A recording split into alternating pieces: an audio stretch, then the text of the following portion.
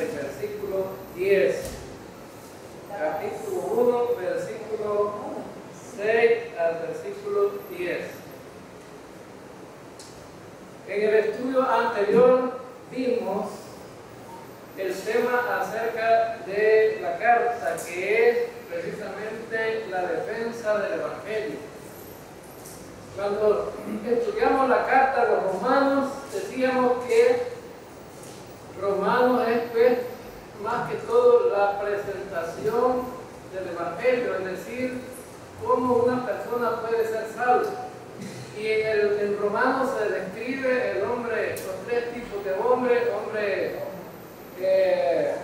inmoral, el hombre moral y el hombre religioso, pero que ninguno de los tres es salvo.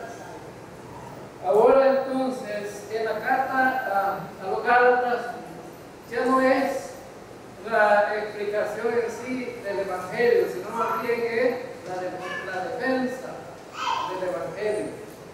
Es decir que, en otras palabras, había un grupo de falsos maestros que estaban pervirtiendo el Evangelio, es decir, estaban engañando a los hermanos en Cristo con un Evangelio diferente. Ahora entonces está de moda también, ¿verdad?, que en este tiempo podemos observar que la gente está, los predicadores están predicando un evangelio diferente también. Y lo comprobamos bíblicamente porque el estándar de Dios tiene que ver con el evangelio real que Él ha prescrito a través de la inspiración divina de hombres que fueron guiados por el Espíritu Santo para que escribieran acerca del verdadero evangelio. Y ahora, pues, en la carta a los Gálatas, que ya vimos que era una región de iglesias, es decir, una región donde había muchas iglesias. Estaba Derbe, Iconio, Listra, estaba Antioquía, iglesias que estaban en el mismo sector. Y esas iglesias fue dirigida la carta para que se les explicara a ellos, se leyera la carta en las iglesias y se escuchara una explicación correcta acerca del Evangelio y de lo que estaba pasando con la perversión del Evangelio. Y veíamos en el estudio anterior que en el sentido estricto solamente hay 13 apóstoles. Y decíamos que los 12 apóstoles que fueron llamados por Jesucristo directamente en el capítulo 10 de Mateo, versículos del 1 al 4, y el apóstol Pablo, que lo encontramos en el versículo 1. Pablo se hace llamar apóstol, pero él aclara aquí: apóstol no de hombre ni por hombre, sino por Jesucristo. Es decir, que fue llamado directamente por Jesucristo. Entonces, estos apóstoles califican hoy día no, nadie califica para llamarse apóstoles en el sentido estricto, como fueron llamados estos 13. Se le puede llamar apóstol a una persona que es enviada a dar un mensaje. Se le puede llamar apóstol a un cartero. ¿Qué es lo que anda haciendo el cartero? Dejando mensajes, ¿verdad? Porque la palabra apóstol significa una persona específica que lleva un mensaje específico, ¿verdad? Y ese mensaje específico es un mensaje que lleva de parte de Dios, no es un mensaje de hombre. En un sentido general se puede decir que todo aquel que lleva un mensaje es un apóstol, pero no es un apóstol de Dios, porque puede llevar cualquier mensaje de cualquier persona. Ahora, pero había otros apóstoles que llevaban mensajes también de Dios, pero que se le llamaba apóstol, pero no en el sentido estricto, como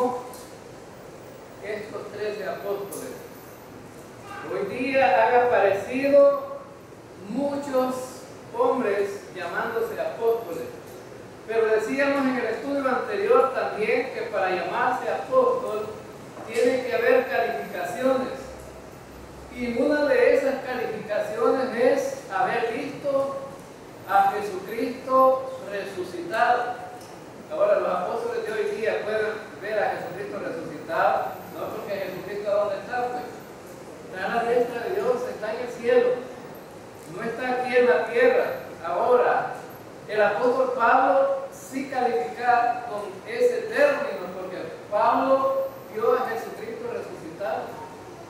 Cuando se le apareció en su conversión, Pablo vio a Jesucristo, ¿verdad? En el capítulo 9 de Hechos de los Apóstoles, en él precisamente puede decir que vio a Jesucristo resucitado. Los apóstoles de hoy día son falsos apóstoles. Y también decíamos que las calificaciones para un apóstol es haber sido llamado directamente por Jesucristo. Estos que están ahora no son llamados directamente por Jesucristo.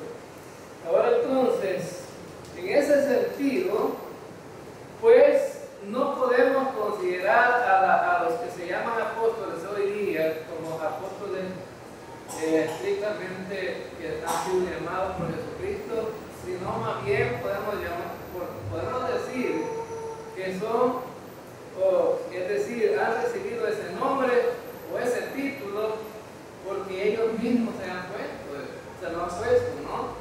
No es que Jesucristo le haya dicho, tú vas a ser apóstol de Jesucristo. Y es más, los apóstoles de hoy día son apóstoles fraudulentos, que lo que tratan es más bien con lo que dice el apóstol Pablo cuando escribe a Timoteo. Estos están interesados más bien en el vientre, es decir, lo que les interesa es el dinero, la comida, les interesa los bienes materiales, los recursos que ellos pueden tener de las ovejitas, de los creyentes.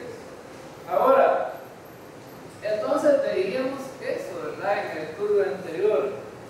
Ahora también veíamos que en los versículos, en esos 5 versículos que estudiamos, que el saludo del apóstol Pablo fue gracia y paz. La palabra gracia significa un don o un regalo inmerecido sin obligación, bueno, sin pagar algo o sin tener obligación de pagar algo, es decir, sin pago ni obligación. Es la bondad de Dios para el ser humano de que reciba por gracia todo lo que pueda recibir.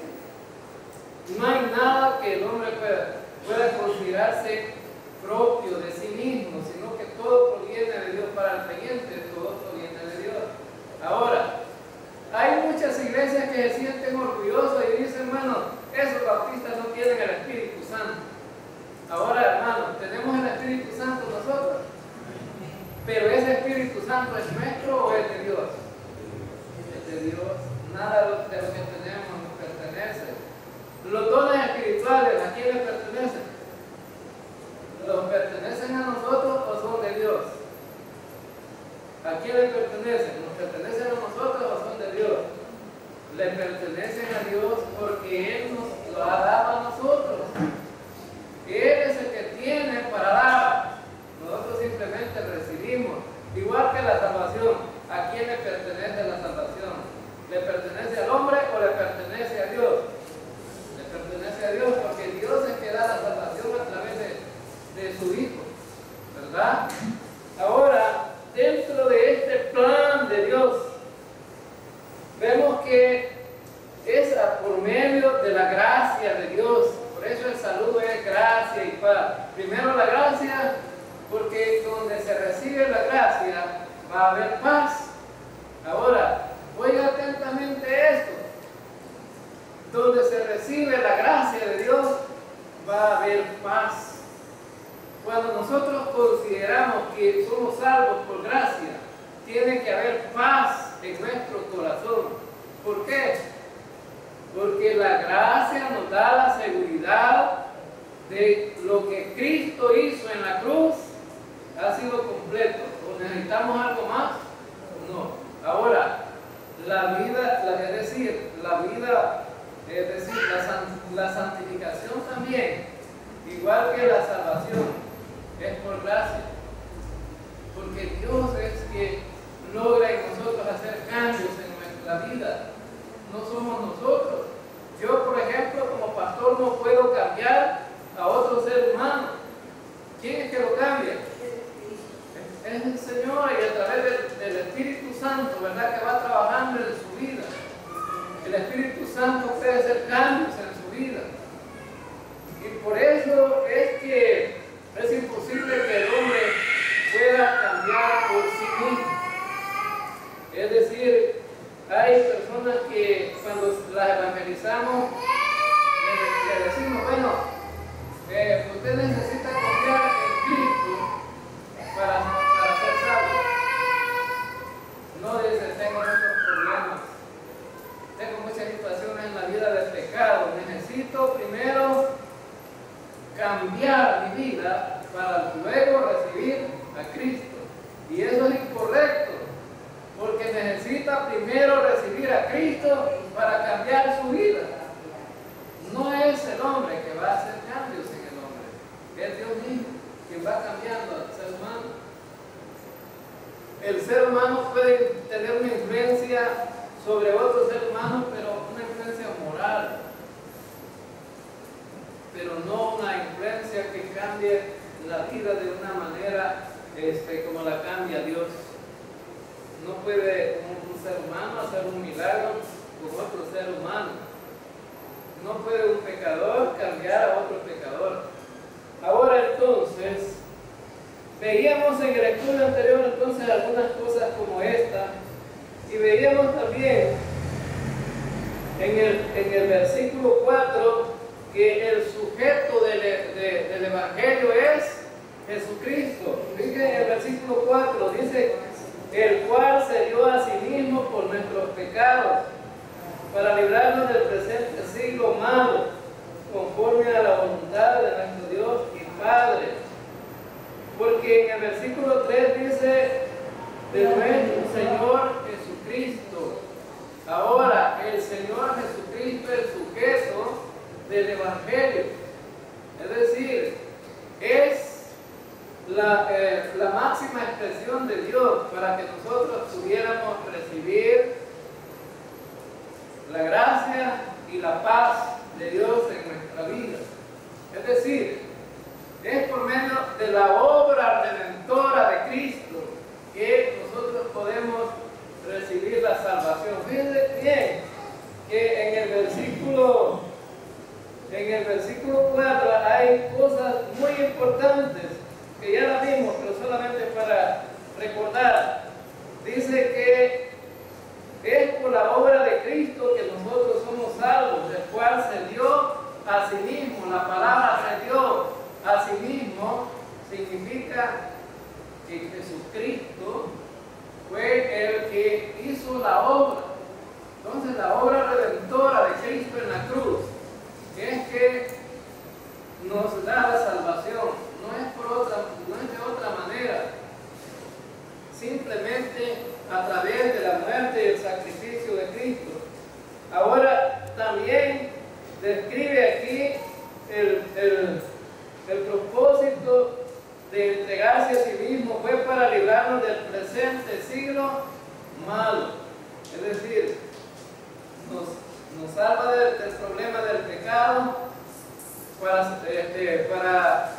para ser salvos y tener la vida eterna, pero también del presente siglo malo. La palabra presente significa, ¿qué significa la palabra presente?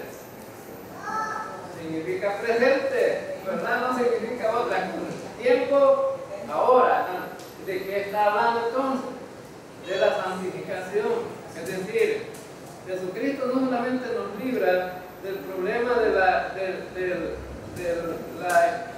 del problema de pecado que teníamos antes de ser salvos, de la condenación del pecado, sino también de esa esclavitud del pecado en la vida práctica como creyentes. El problema es que los creyentes no aprendemos a caminar con Cristo. Y por eso es que somos más carnales que espirituales.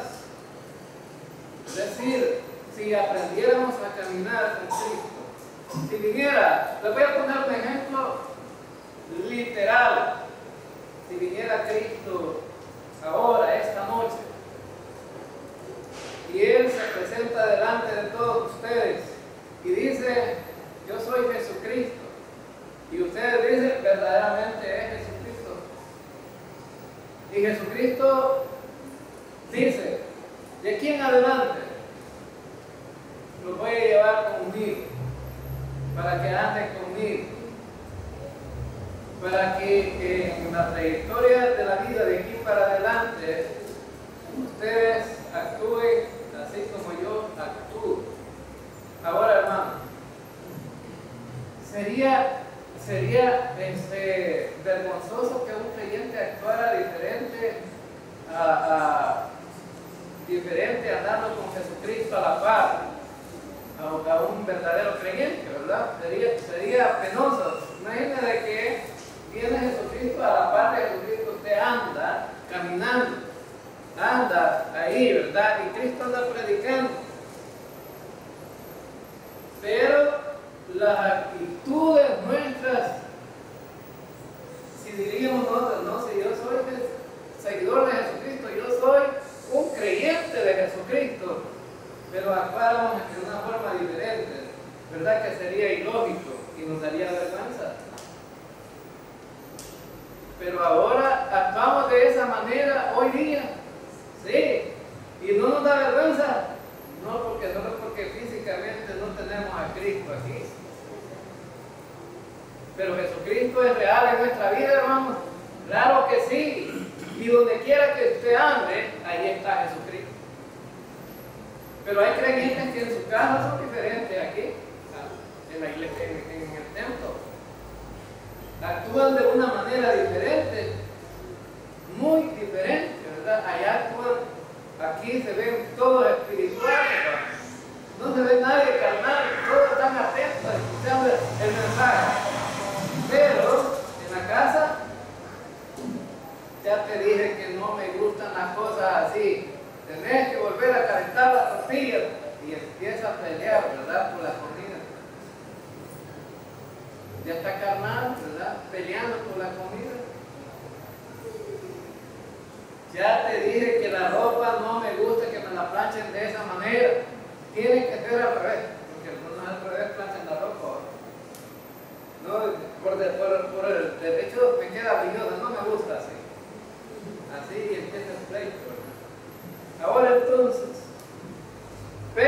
entonces, la santificación proviene de Dios también, hermanos, y donde quiera que andemos nosotros, ahí está Dios y está el Espíritu Santo. Y en el momento que nosotros decimos cosas contrarias a la voluntad de Dios, el Espíritu Santo está ahí oyendo todo. No nos equivoquemos, ahí está el Espíritu Santo. Ahora entonces, veamos que también, veíamos que la obra redentora es de Cristo. Él lo hizo todo. ¿Y cuál es la razón? Para que para Él sea la honra y la gloria. Para Él sea la honra y la gloria, no para el hombre.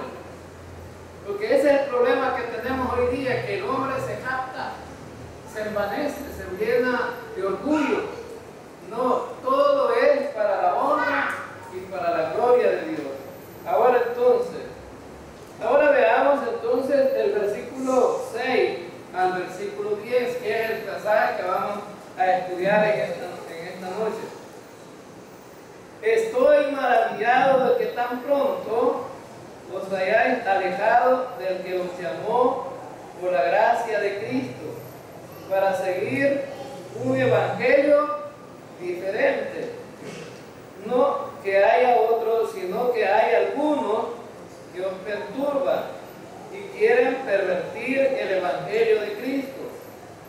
Mas si aún nosotros del cielo os anunciare otro evangelio diferente del que os hemos anunciado, sea anatema. Como antes hemos dicho, también ahora lo repito: si alguno predica diferente evangelio del que habéis recibido, sea anatema. Pues busco ahora el favor de los hombres o el de Dios, o trato de agradar a los hombres.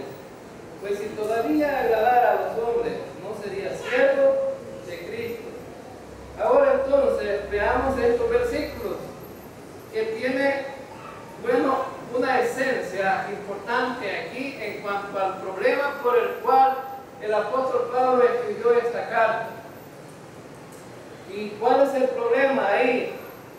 Bueno, el problema es que dice que Pablo se quedó maravillado. ¿Y qué es quedarse maravillado? Es quedarse cuando uno queda impresionado, ¿verdad? Cuando está sucediendo algo. Y le hice una broma a una madre de familia y a una alumna hoy para que estamos entregando los certificados. Y resulta que llega la señora y cuando la señora voltea a ver, se ve loco, ¿verdad? Sin que la alumna me viera. Y le digo, mire, le digo, ¿y qué viene a hacer, doña? Pues aquí a traer el certificado de mi hija. Pero ¿cuál certificado si no ha ganado nada? Y se quedó pálida la niña, ¿verdad? Que después me arrepentí de haber hecho la broma. Se quedó pálida y perpleja.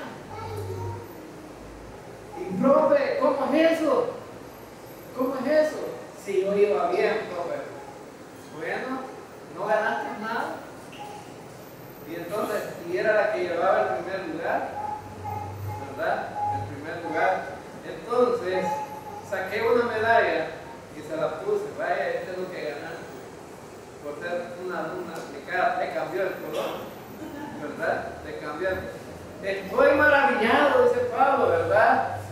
De que tan pronto, bueno, de que tan pronto os hayáis alejado del que os llamó de la gracia de Cristo. Fíjense que estos versículos tienen una información importantísima.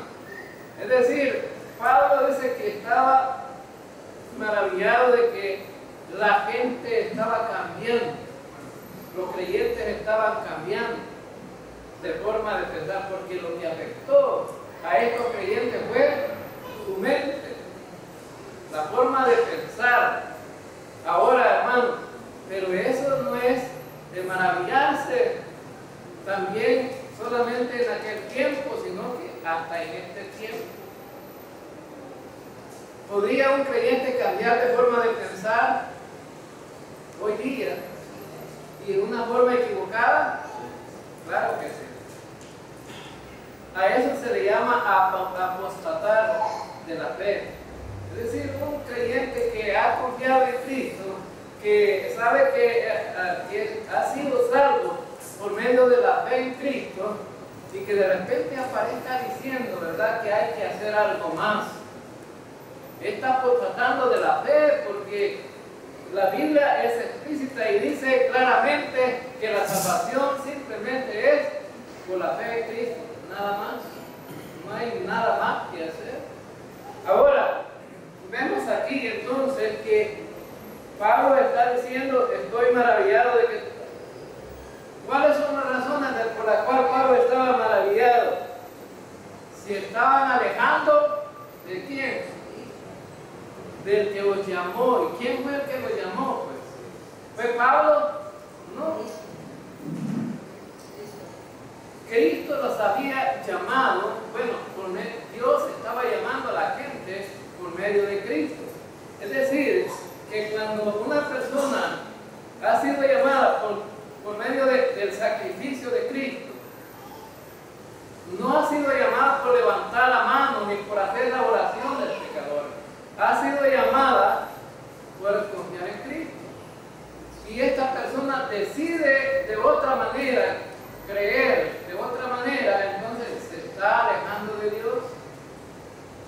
está alejando de Cristo.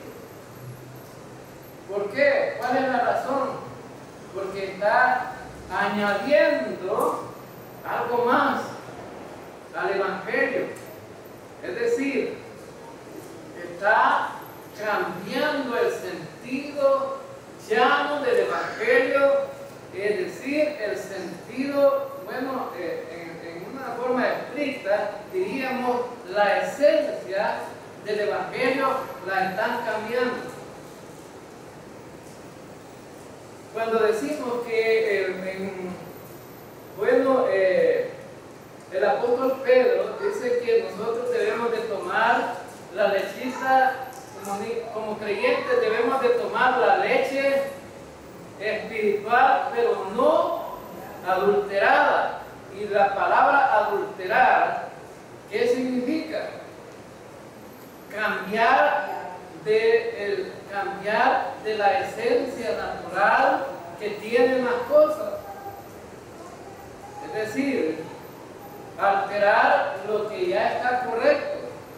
Ahora, cuando sale la leche de la vaca, esa leche tiene que salir natural.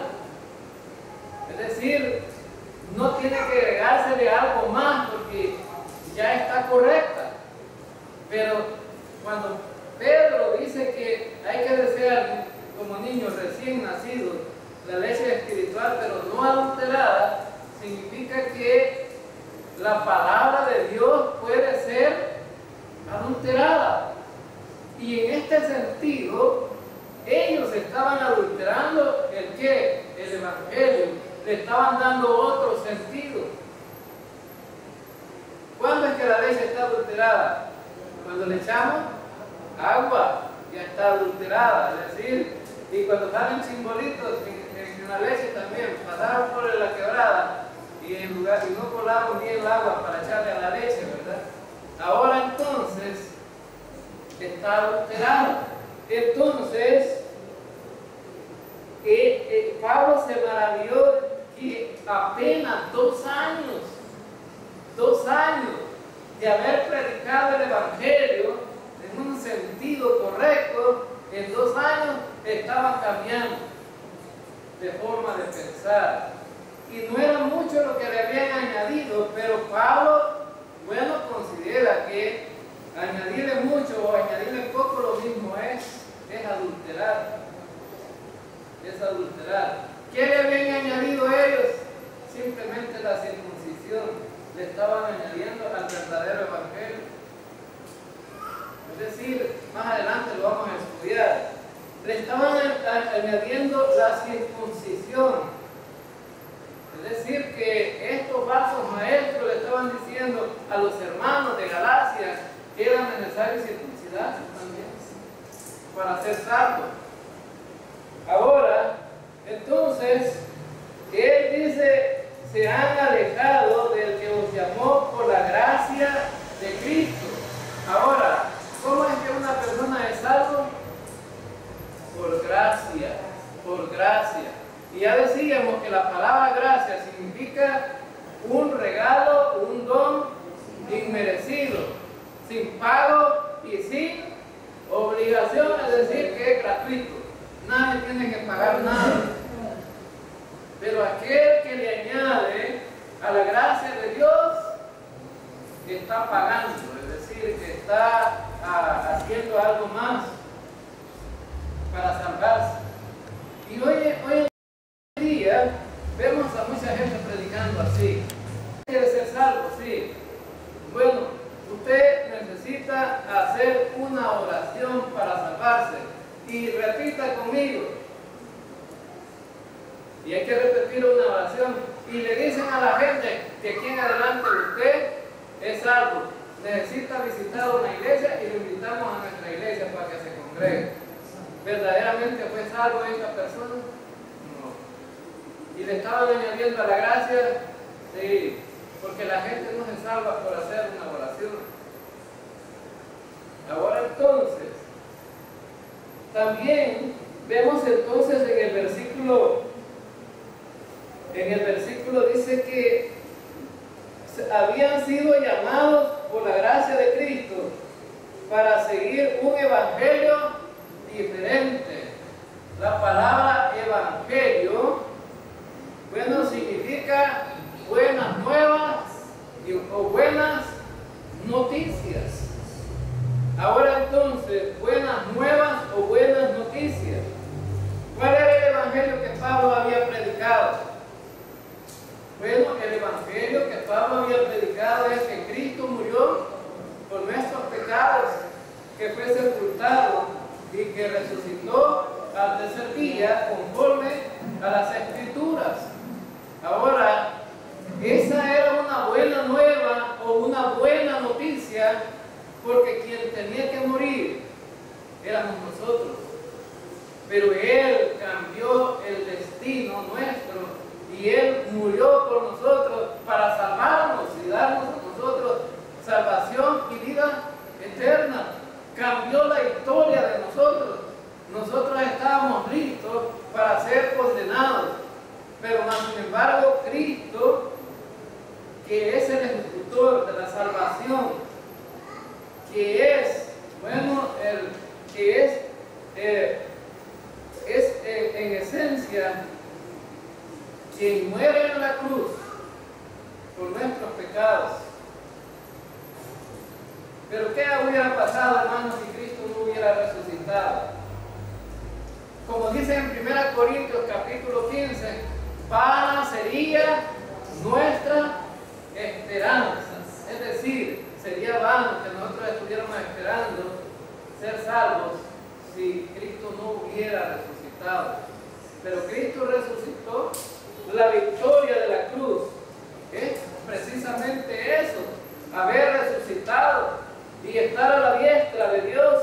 Ahora entonces, vemos entonces que los propósitos de Dios se cumplen a través de Jesucristo y de su obra redentora en la cruz.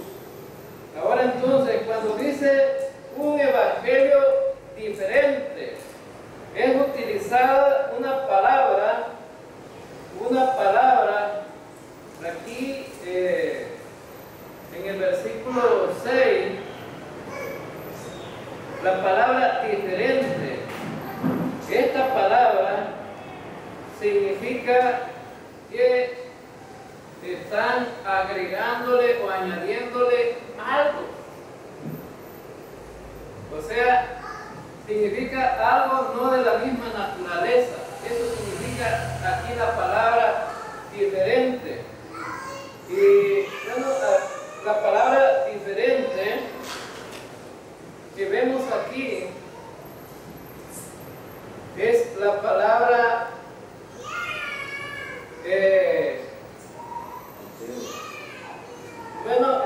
héteros.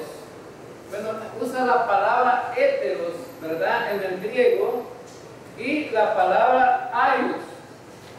No es que haya otro, significa de la misma clase. Héteros.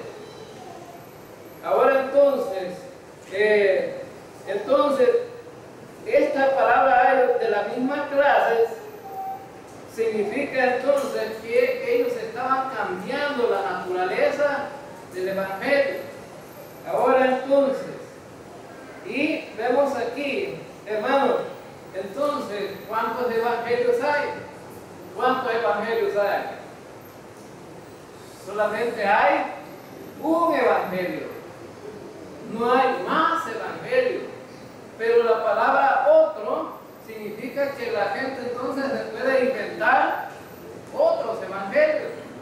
Y hoy día se están predicando otros evangelios.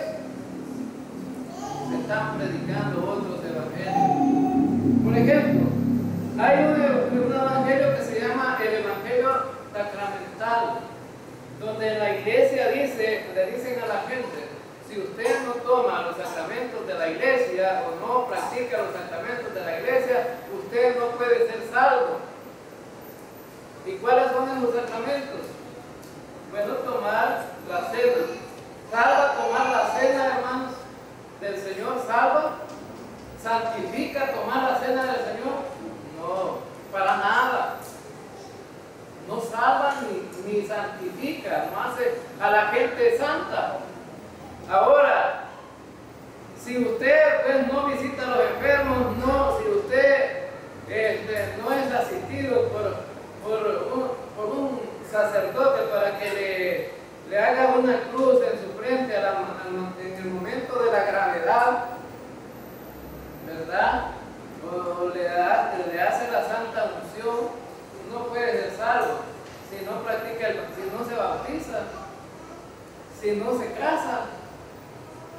Ahora, una pregunta, hermano, una persona que ha confiado en Cristo, pero que no se casó, ¿será salvo? ¿Es salvo? ¿Y qué es lo que salva, pues? Ahora, el no casarse y estar en el problema de la, como dicen en buen salvadoreño, mancebado, ¿verdad? Es decir, el problema es que estará de acuerdo a la voluntad de Dios eso. No, Dios quiere que la gente se case, que no estén así solamente unidos. ¿Y por qué? Pues no, porque es la voluntad de Dios. Por eso Él dice, cásense. Ahora, pero ¿pierde la salvación una persona? No la pierde. Ahora es decir, siempre va a ser salvo, pero cuando llegue a la presencia del Señor, le va a decir el Señor, fuiste rebelde, no quisiste obedecer. Ahora entonces es como aquel que muera, un creyente que confió en Cristo, muera y no se bautiza, ¿seguirá siempre siendo salvo? Sí. Ahí tenemos el hombre que murió en la cruz, ¿verdad? El que murió a la par de Jesucristo, ¿se bautizó No. ¿Fue a la iglesia? No. ¿Levantó la mano? ¿Hizo la oración del pecador? ¿Dio ofrenda? No hizo nada, simplemente confió en Cristo, pero fue salvo. Bueno, entonces tenemos otro evangelio, el evangelio social.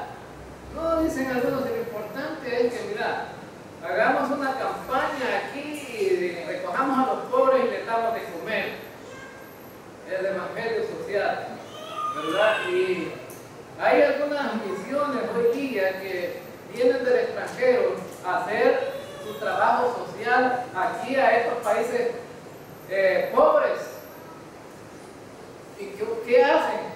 Bueno, hacen algunos programas, reúnen a la gente, le dan comida, y le dan zapatos, le dan ropa, y ya dicen, no, eso es muy importante hacer esto. La gente que dio el dinero cree que porque dio el dinero para esos programas, ya son salvos. Eso es importante. Hacer obras de caridad, y eso te va a salvar. ¿Será cierto eso? No. Hay otro evangelio que está siendo predicado hoy día y que es muy constante, es decir, tiene auge y la gente le está poniendo mucha atención, que es el evangelio psicológico. El evangelio psicológico. ¿Y cuál es el evangelio psicológico? Vas a la iglesia, escuchas el sermón, donde te alegran la vida contándote chistes, para que tú te vayas contento para la casa, pero no te prediquen el evangelio para poder salvarte. No, dijo, estuvo en el culto, sí. No, hombre, si ese pastor que predicó ahí nos mandó alegre para la casa, pero vas a seguir triste después de salir del templo otra vez. Ahora entonces, hermano, hay evangelios que están, el evangelio psicológico lo utilizan solamente para tener entretenida a la gente. La gente va allí, pero no escucha el verdadero evangelio. Está el evangelio de la prosperidad. ¿Y cuál es el evangelio de la prosperidad? Bueno, hoy día se está predicando que lo que tú tienes que creer es que el Señor te va a hacer rico, que debes de salir de pobre,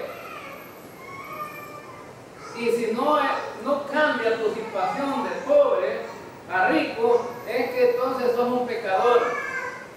y que el Señor no quiere nada contigo porque no te ha bendecido.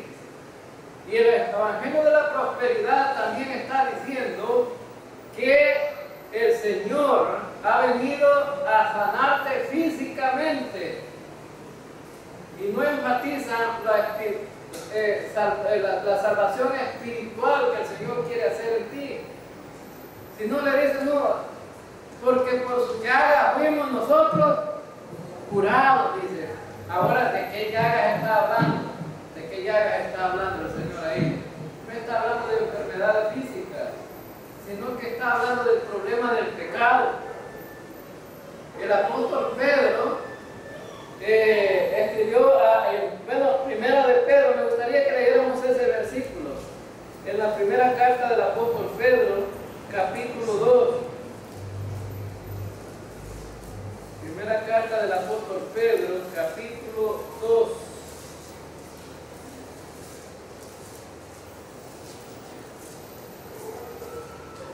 Y vamos a ver el versículo 24.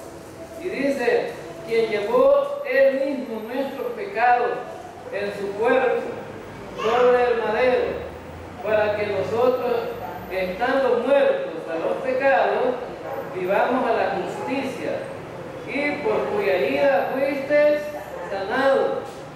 Ahora entonces, hermanos, ¿de qué está hablando? ¿De qué sanidad está hablando? ¿Está hablando de la sanidad de qué? ¿De las enfermedades físicas?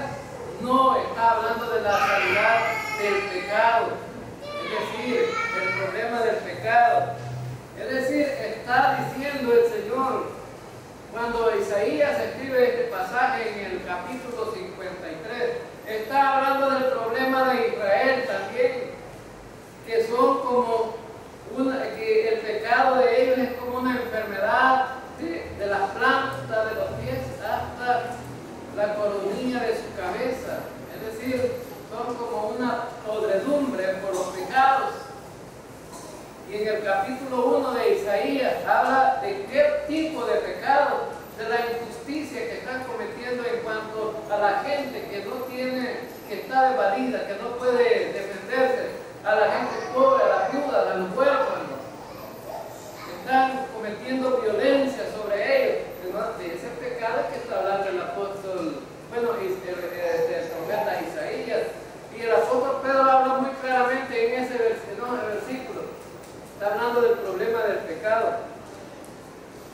Ahora entonces, por eso el Evangelio de la Prosperidad te dice, siembra, y verás que vas a cosechar. Ahora, ¿quién es el que cosecha, hermano? El que recibe la siembra. ¿Y qué es la siembra? Dar dinero. Da $20, te van a salir 100. Es una gran mentira. El que recibe $20 es quien, el que recibe sí va a hacer dinero porque lo está recibiendo. Ahora, y hay mucha gente predicando en este tiempo. Ahora entonces, veamos el versículo 7. No que haya otros, sino que hay algunos que os perturban y quieren pervertir el Evangelio de Cristo. Ahora entonces, aquí habla muy claramente el apóstol Pablo, no hay otro Evangelio, solo uno, ¿verdad? Solo uno.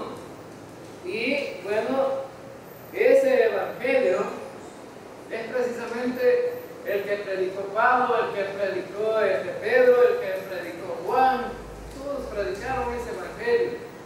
Ahora entonces, ese Evangelio no cambia. Es más, cuando Cristo empezó a predicar el Evangelio de la gracia y dejó de predicar el Evangelio del reino, enfatiza ahí claramente cuál es el Evangelio que verdaderamente es el que salva para la gente de este tiempo. Vamos a Mateo capítulo, para que vean ustedes, Mateo capítulo 16, versículo 21. Mateo capítulo 16, versículo 21.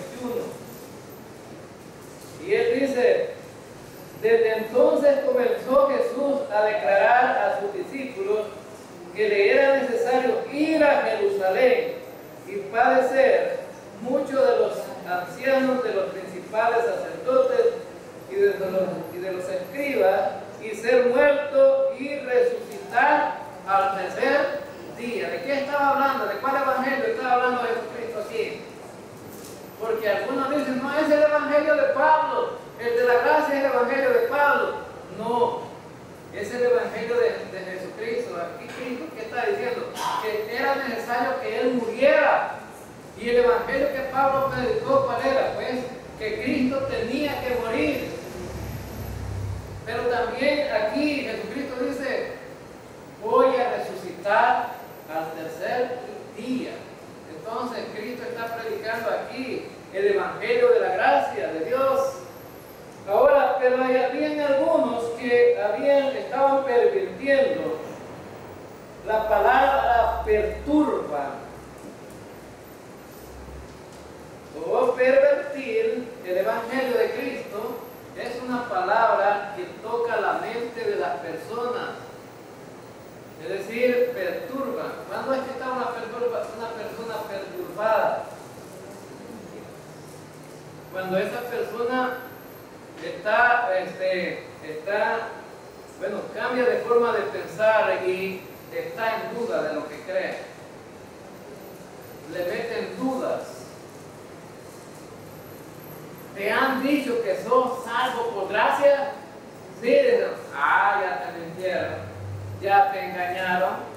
Si no haces obras, si no vas a la iglesia, no te bautizas, no das dinero, no guardas los 10 mandamientos, entonces no te harás. Y la gente se queda pensando: a lo mejor me está diciendo la verdad ¿verdad? Entonces significa que no solamente por confiar en Cristo, sino que tengo que hacer todas estas cosas para salvar. Ya lo perturbaron. ¿Por qué? Porque ya lo confundieron. Es decir, está confuso lo que ahora tiene en la mente este creyente. Ahora, hermanos, no se deje engañar de esos falsos predicadores que le están tratando de perturbar su mente. Ahora, la palabra pervertir es una palabra degradante en el calor salvadoreño. ¿Quién es una persona pervertida? Hablando en términos salvadoreños, ¿quién es una persona pervertida? Es una persona degenerada que hace solo cosas inmorales, ¿verdad? Imagínense que alguien, ¿verdad? Que una persona vaya allá al centro de la ciudad, se quite la ropa y venga caminando en calzoncillos de allá para abajo. ¿Qué diría la gente? Qué perverso ¿verdad? Es decir, porque en la cultura salvadoreña no se acepta que una persona simplemente ande en calzoncillos, ¿verdad? O desnudo. Digamos que otra persona diga: bueno, me voy a desnudar en el centro de la ciudad y voy a caminar desnudo. ¿Lo aceptaría la gente? Lo que es perverso, diría. Una persona perversa es que trata de hacer solo mal, pues, dañar. Ahora también, entonces significa que dentro de la iglesia había muchos pervertidos ahí y estaban queriendo pervertir a los creyentes. Versículo 8: mas si aún nosotros o un ángel del cielo os anunciara otro evangelio diferente del que os hemos anunciado, sea anatema. La palabra anatema significa maldito, pero también significa algo dedicado a la destrucción. Es decir, que Pablo está dando la posibilidad que si aún, dice ahí, Pablo se incluye y dice, si aún yo predicara algo diferente, bueno, lo que me tocaría es ser destruido. Ser destruido. No simplemente, la palabra maldito como que es una ofensa simplemente, ¿verdad? Que a alguien le diga, no, un maldito, ¿verdad? Es como una ofensa nada más. Pero la palabra va más allá de eso. Sino significa alguien que está destinado a ser destruido por haber cometido ese error. Ahora, hermano, ¿podría un creyente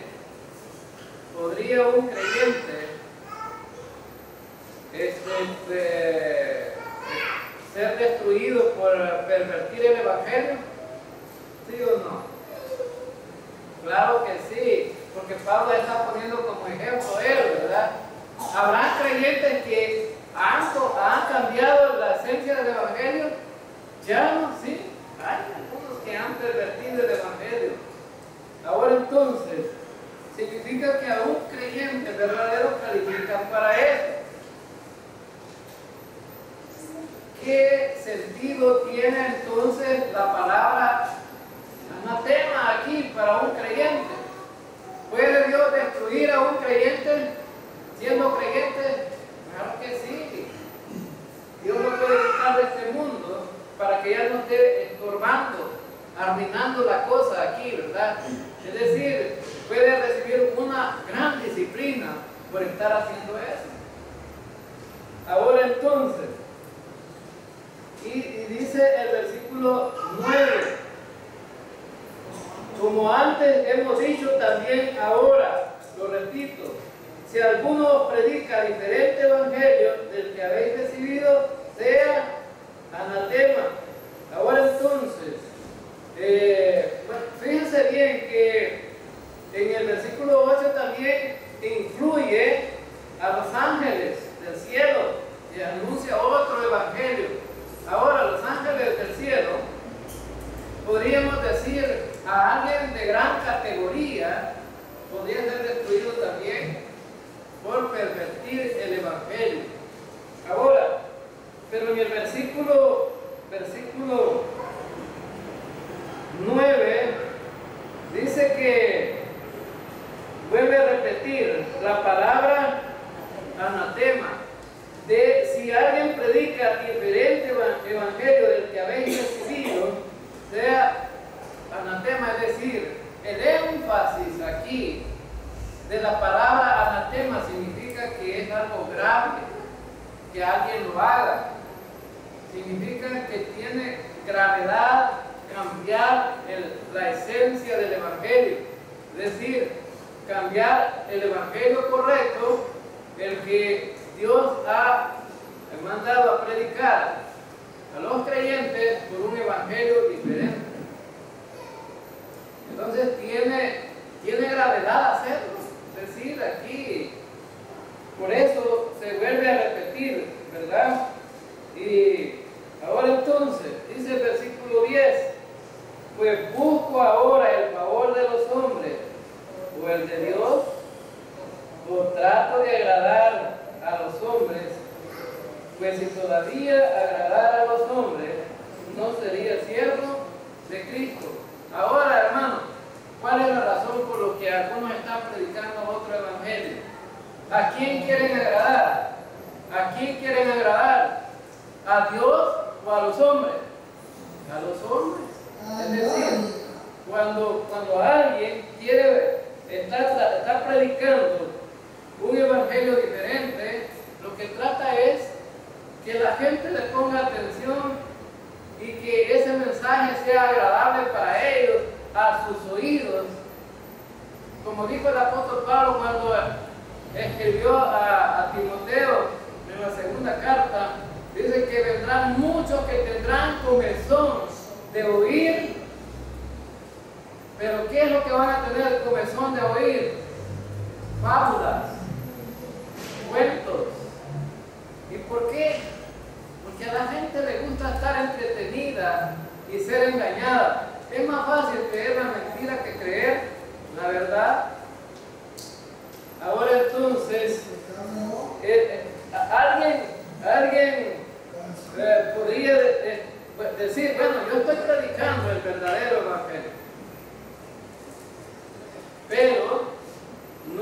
está haciendo. Ahora, ¿le gusta a la gente, hermano, que le digan, le gusta a la gente que le digan que va a tener carro nuevo?